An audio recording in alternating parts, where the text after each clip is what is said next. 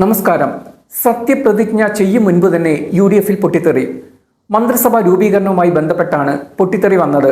കേരള കോൺഗ്രസിന്റെ Anoop ജേക്കബും Mani C കാപ്പനുമാണ് രംഗത്തുള്ളത്. Anoop ജേക്കബിനും Mani C കാപ്പനും 2.5 വർഷം വീതം മാത്രം മന്ത്രിസ്ഥാനമെന്ന നിബന്ധനയ്ക്ക് എതിരെയുള്ള എതിർപ്പാണ് ഇവർ UDF നേതൃത്വത്തെ അറിയിച്ചത്. CMPയുടെ CP ജോണിന് 5 വർഷത്തെ മന്ത്രിസ്ഥാനം നൽകുമ്പോൾ തങ്ങൾക്ക് മാത്രം എന്തിന് അവഗണന എന്നാണ് ഇവരുടെ ചോദ്യം. അതേസമയം ടേമിന്റെ കാര്യത്തിൽ ഇവർക്ക് തമ്മിൽ അഭിപ്രായ വ്യത്യാസവുമുണ്ട്.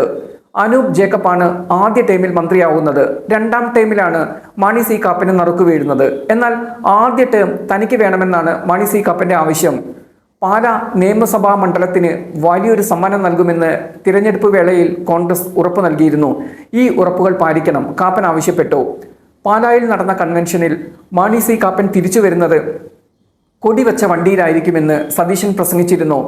ജോസ് കെ മാണിയെ പരാജയപ്പെടുത്തി വന്ന MLA എന്ന നിലയിൽ തനിക്ക് അർഹമായ പ്രാധാന്യം വേണമെന്നാണ് കാപ്പന്റെ വാദം. ലീഗിലും ടേം വ്യവസ്ഥ വന്നേക്കും. ലീഗ് മന്ത്രിമാരിൽ AKM അഷ്റഫിനും VE അബ്ദുൽ ഗഫൂറിനും ടേം വ്യവസ്ഥയിൽ മന്ത്രിസ്ഥാനങ്ങൾ നൽകുമെന്ന് സൂചനയുണ്ട്. അതേസമയം ആഭ്യന്തരവും വിജിലൻസും മുതിർന്ന നേതാവ് രമേശ് ചെന്നിത്തല തന്നെ കൈകാര്യം ചെയ്യും. മുഖ്യമന്ത്രിയായ VD സതീശൻ ധനം, തുറമുഖ വകുപ്പുകളാണ് കൈകാര്യം ചെയ്യുക. PC വിശ്വനാഥിന് വൈദ്യുതി വകുപ്പ് ലഭിക്കും. ബിന്ദു കൃഷ്ണയ്ക്ക് സാമൂഹികക്ഷേമ വനിതാ ശിശു വികസന മന്ത്രിസ്ഥാനവും K മുരളീധരന് ആരോഗ്യ വകുപ്പും ലഭിച്ചേക്കും.